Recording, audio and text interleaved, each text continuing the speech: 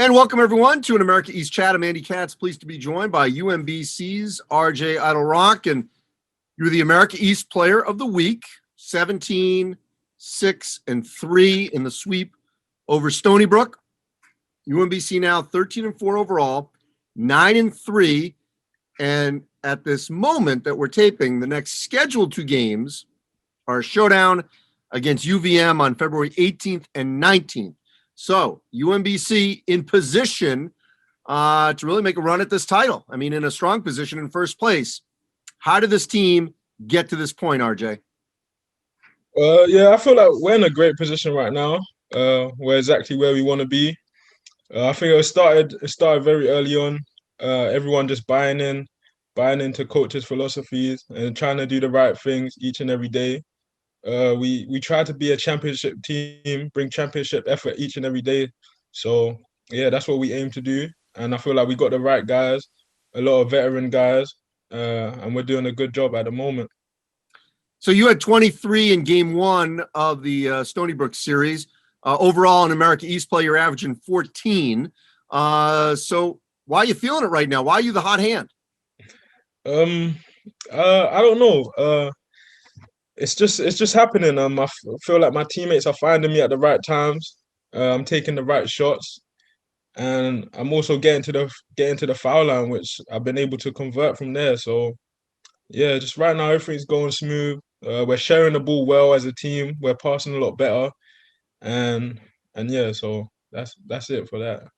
So as I said, you guys have now won 4 of 5. This is the first season that the America East has done these back-to-backs. Obviously, it was done for COVID reasons. What's your assessment of how it's gone so far to play the same team 2 times, 2 days, same site? To be honest, it's tough. Back to back games on any level is definitely tough. I feel like you have to focus a lot more on what you did right and what you did wrong in game one going into game two.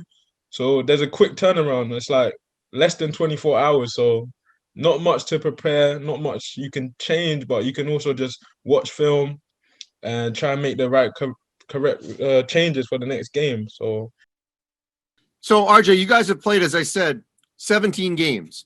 There are some schools in the country who have barely played, have barely been able to get to double figures, if that. So that's an accomplishment in itself. And I know you guys have had your pause like a lot of other schools. But when you think about playing 17 games so far, let's hope you're going to definitely get to 19 and 20 over the next 2 weeks. What does that tell you about the way you guys have been able to be disciplined enough to ensure that you could play that many games? Yeah, it definitely shows. It definitely shows that we're disciplined and we hold ourselves to a high standard. The main goal is just to play as much games as possible and compete for a championship at the end. So everything else is sort of just a distraction, to be honest with you. So I'm proud of everyone that's just followed the rules, wore a mask at the right times, and I'm glad we've been able to play, as you said, 17 games. So we're just grateful each and every day, really, to practice. Going on pause is definitely something you don't want to do. So it makes you want to do the right things.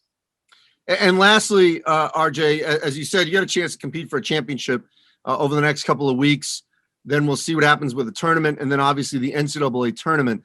But this team still feels like there's a lot of growth. And I know it's weird to say that in mid-February, but because there's been, so many stops and starts, it's kind of been hard to get a rhythm. I mean, how much can this team still get better than it is here in mid-February? Yeah, we can definitely get better.